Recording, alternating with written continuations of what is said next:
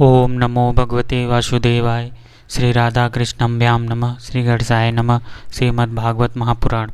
आज हम लोग तृतीय स्कंद की शुरुआत करेंगे, जिसमें पहला और दूसरा अध्याय को सुनेंगे, जिसमें है उद्धव और विदुर की भेंट, उद्धव जी द्वारा भगवान की बाल लीलाओं का वर्णन।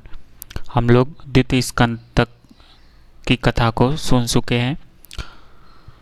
चलिए हम लोग अपनी कथा को स्टार्ट करते हैं, और जिसको सुनाना है आप लोगों को उनको भी लिंक शेयर कर दीजिए या अपने साथ बैठा लीजिए, ताकि भगवान की कृपा सब पे हो। चलिए स्टार्ट करते हैं।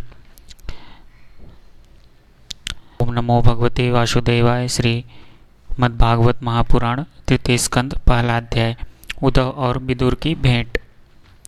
श्री सुखदेव जी ने कहा, परीक्षित, जो बात तुमने पूछा है वही पूर्व काल में अपने सुख समृद्धि से पूर्ण घर को छोड़कर वन में गए हुए विदुर जी ने भगवान मैत्रेय जी से पूछी थी। जब सर्वेश्वर भगवान श्री कृष्ण पांडवों के दूत बनकर गए थे, तब वे दुर्योधन के महलों को छोड़कर उसी विदुर जी के घर में उसे अपना ही समझकर बिना बुलाए चले गए थे। राजा परीक्षित ने पूछा, प्रभु, यह तो बतलाइए कि भगवान मैत्रेय के साथ विदुर जी का समागम कहाँ और किस समय हुआ था। पवित्रात्मा विदुर ने महात्मा मैत्रेय जी से कोई साधारण प्रश्न नहीं किया होगा, क्योंकि उसे तो मैत्रेय जी जैसे साधु शिरोमणि ने अभिनंदन पूर्वक उत्तर देकर महिमान्वित किया था। सूत जी कहते हैं, सर्वज्ञ सुखदेव जी ने राजा परीक्षित के इस प्रकार पूछने पर अति प्रसन्न होकर कहा, सुनो।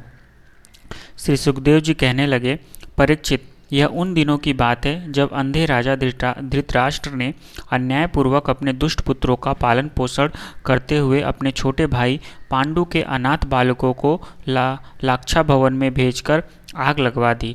जब उनकी पुत्रवधू और महाराज युधिष्ठिर की पटरानी द्रौपदी के केस दुशासनों ने भरी सभा में खींचे, उस समय द्रौपदी की आंखों से आंसुओं की धारा बह चली, और उस प्रवाह से उसके वक्ष स्थल पर लगा हुआ केसर भी बह चला। किंतु धृतराष्ट्र ने अपने पुत्रों को उस कुकर्म से नहीं रोका। दुर्योधन ने सत्यपरायण और भोले भाले युधिष्ठिर का राज्य जुए में अन्याय से जीत लिया और उन्हें वन में निकाल दिया। किंतु वन से लौटने पर प्रतिज्ञा अनुसार जब उन्होंने अपना न्यायोचित पैतृक भाग मांगा, तब भी मोहवश उन्होंने उन अजात शत्रु युधिष्ठिर को उनका हिस्सा नहीं दिया। महाराजा युधिष्ठिर के भेजने पर जब जगत गुरु भगवान श्री कृष्ण ने कौरवों की सभा में हित भरे सुमधुर वचन कहे, तो भीष्म आदि सज्जनों को अमृत से लगे, पर कुरु राजन ने उनके कथन को कुछ भी आदर नहीं दिया। देते कैसे, उनके तो सारे पुण्य नष्ट हो चुके थे। फिर जब सलाह के लिए विदुर जी को बुलाया गया, तब मंत्रियों में श्रेष्ठ विदुर जी ने राजभवन में जाकर बड़े भाई धृतराष्ट्र के पूछने पर उन्हें वह सम्मति दी जिसे नीति शास्त्र के जानने वाले पुरुष विदुर नीति कहते हैं। उन्होंने कहा, महाराज, आप अजात शत्रु महात्मा युधिष्ठिर को उनका हिस्सा दे दीजिए। वे आपके न सहने योग्य अपराध को भी सह रहे हैं। भीम रूप काले नाग से तो आप भी बहुत डरते हैं। देखिए, वो अपने छोटे भाइयों के सहित बदला लेने के लिए बड़े क्रोध से फुंकारे मार रहा है। आपको पता नहीं, भगवान श्री कृष्ण ने पांडवों को अपना लिया है। वे यदुवीरों के आराध्य देव इस समय अपनी राजधानी द्वारकापुरी में विराजमान हैं। उन्होंने पृथ्वी के सभी बड़े बड़े राजाओं को अपने अधीन कर लिया है, तथा ब्राह्मण और देवता भी उन्हीं के पक्ष में हैं। जिसे आप पुत्र मानकर पाल रहे हैं तथा जिसकी हाँ में हाँ मिलाते जा रहे हैं, उस दुर्योधन के रूप में तो मूर्तिमान दोष ही आपके घर में घुसा बैठा है। यह तो साक्षात भगवान श्री कृष्ण से द्वेष करने वाला है। इसी के कारण आप भगवान श्री कृष्ण से विमुख होकर श्रीहीन हो रहे हैं। अतएव यदि आप अपने कुल की कुशल चाहते हैं, तो इस दुष्ट को तुरंत ही त्याग दीजिए। विदुर जी का ऐसा सुंदर स्वभाव था कि साधु जन भी उसे प्राप्त करने की इच्छा करते थे, किंतु उनकी यह बात सुनते ही कर्ण, दुशासन और शकुंती के सहित दुर्योधन के होठ अत्यंत क्रोध से फड़कने लगे और उसने उनका तिरस्कार करते हुए कहा, अरे इस कुटिल दासी पुत्र को यहाँ किसने बुलाया है? यह जिनके टुकड़े खा खाकर जीता है, उन्हीं के प्रतिकूल होकर शत्रु का काम बनाना चाहता है। इसके प्राण तो मत लो, परंतु इसे हमारे नगर से तुरंत बाहर निकाल दो। भाई के सामने ही कानों में बाण के समान लगने वाले इन अत्यंत कठोर वचनों से मर्माहत होकर भी विदुर जी ने कुछ बुरा न माना और भगवान की माया को प्रबल समझकर अपना धनुष राजद्वार पर रख वे हस्तिनापुर से चले गए। कौरवों को विदुर जैसे महात्मा बड़े पुण्य से प्राप्त हुए थे। वे हस्तिनापुर से चलकर पुण्य करने की इच्छा से भूमंडल में तीर्थापद भगवान के क्षेत्रों में विचरने लगे, जहाँ श्रीहरि, ब्रह्मा, रुद्र, अनंत आदि अनेकों मूर्तियों के रूप में विराजमान हैं। जहाँ जहाँ भगवान की प्रतिमाओं से सुशोभित तीर्थस्थान, नगर, पवित्र वन, पर्वत, निकुंज और निर्मल जल से भरे हुए नदी, सरोवर आदि थे, उन सभी स्थानों में वे अकेले ही विचरते रहे। वे अवधूत वेश में स्वच्छानंदता पूर्वक पृथ्वी पर विचरते थे, जिससे आत्मीय जन उन्हें पहचान न सके। वे शरीर को सजाते न थे, पवित्र और साधारण भोजन करते, शुद्ध वृत्ति से जीवन निर्वाह करते, प्रत्येक तीर्थ में स्नान करते, जमीन पर सोते और भगवान को प्रसन्न करने वाले व्रतों का पालन करते रहते थे। इस प्रकार भारतवर्ष में ही विचरते विचरते जब तक वे प्रभास क्षेत्र में पहुँचे, तब तक भगवान श्री कृष्ण की सहायता से महाराजा युधिष्ठिर पृथ्वी का एकछत्र अखंड राज्य करने लगे थे।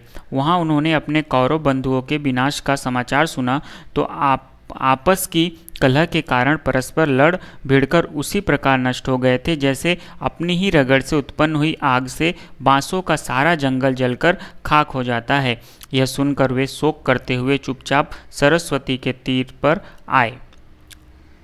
वहाँ उन्होंने त्रित, उष्णा, मनु, पृथ्वी, अग्नि, असित, वायु, सुदास, गौ, मुँह और श्राद्ध देव के नामों से प्रसिद्ध 11 तीर्थों का सेवन किया। इसके सिवा पृथ्वी में ब्राह्मण और देवताओं के स्थापित किए हुए जो भगवान विष्णु के और भी अनेकों मंदिर थे, उनके शिखरों पर भगवान के प्रधान आयुध चक्र के चिन्ह थे और जिनके दर्शन मात्र से श्री कृष्ण का स्मरण हो जाता था, उनका भी सेवन किया।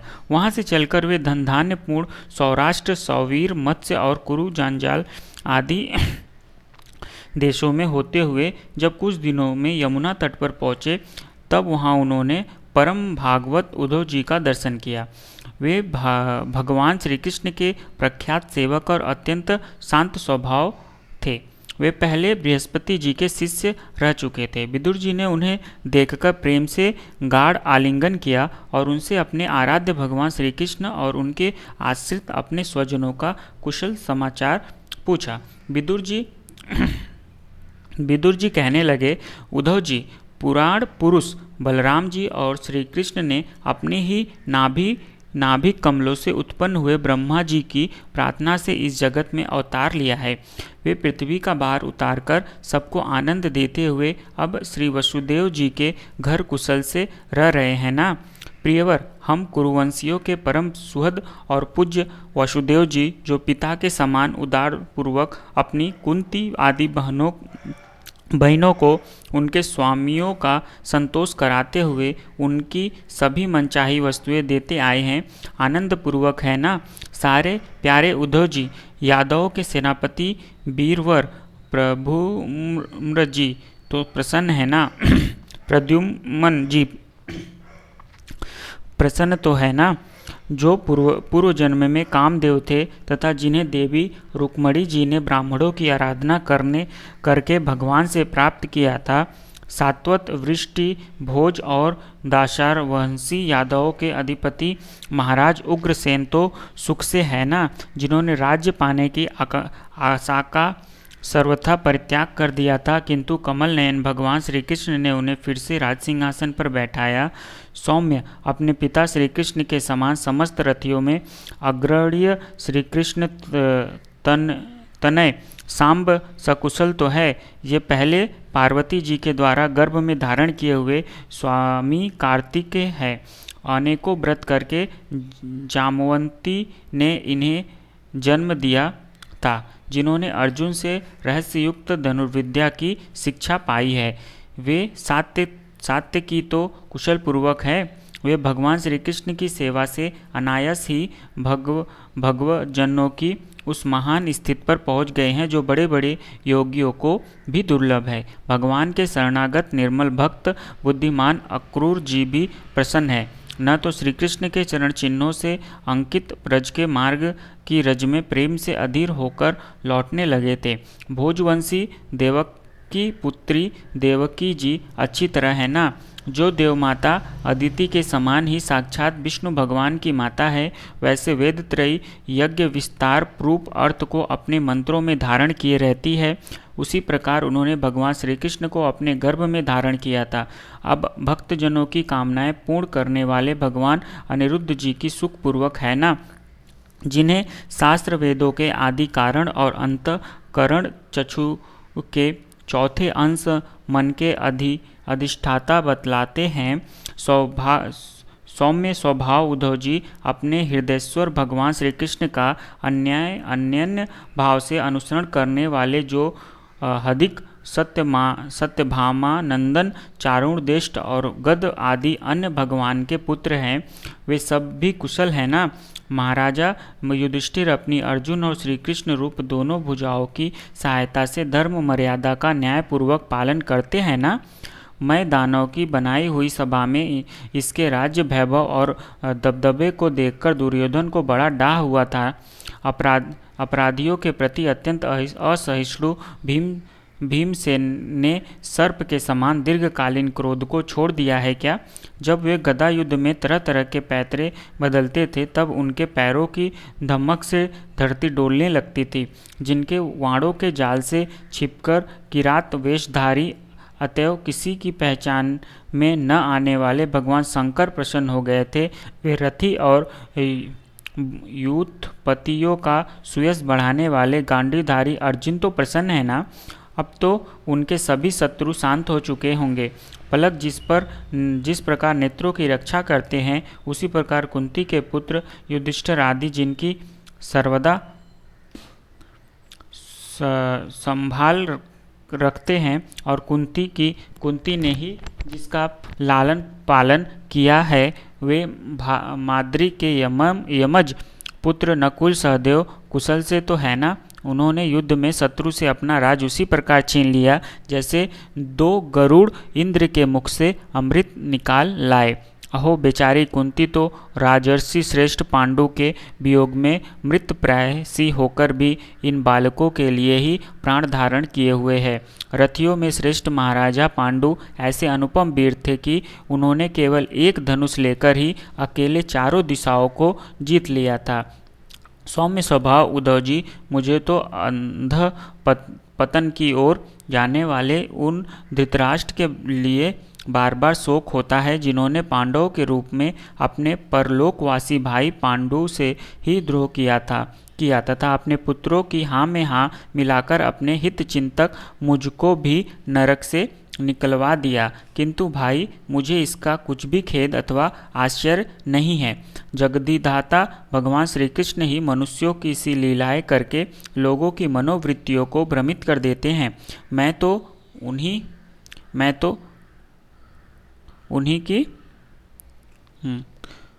तो उन्हीं की कृपा से उनकी महिमा को देखता हुआ दूसरों की दृष्टि से दूर रहकर सानंद विचर रहा हूँ। यद्यपि कौरव ने उनके मौरुष से अपराध किए, फिर भी भगवान ने उनकी इसलिए उपेक्षा कर दी थी कि वे उनके साथ उन दुष्ट राजाओं को भी मारकर अपने शरणागतों का दुख दूर करना चाहते थे।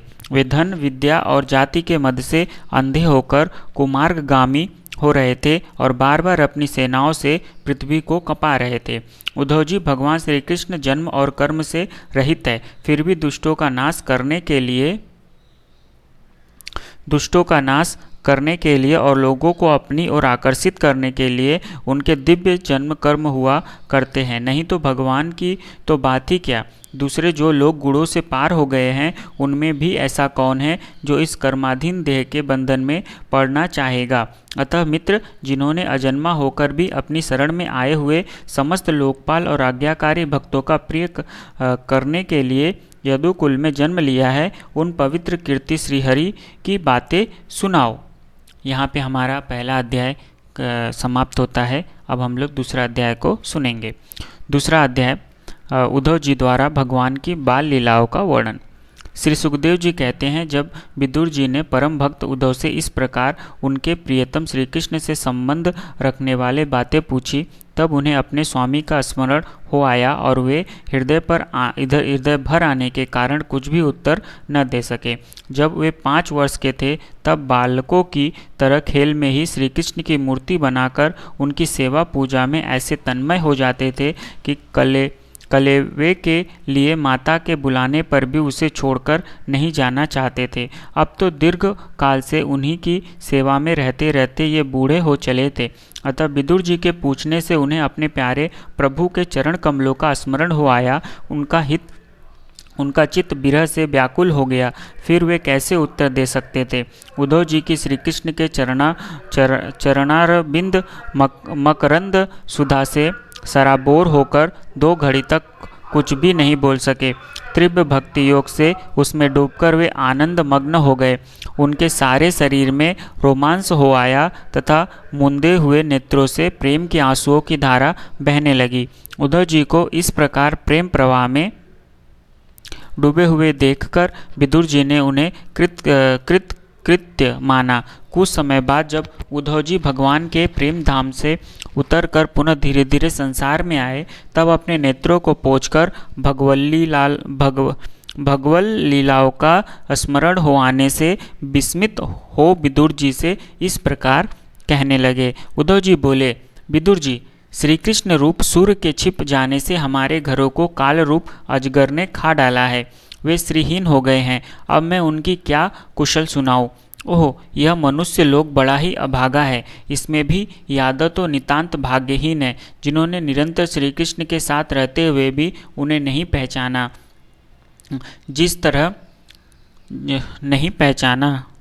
जिस तरह अमृतमय चंद्रमा के समुद्र में रहते समय मछलियां उन्हें नहीं पहचान सकी थी।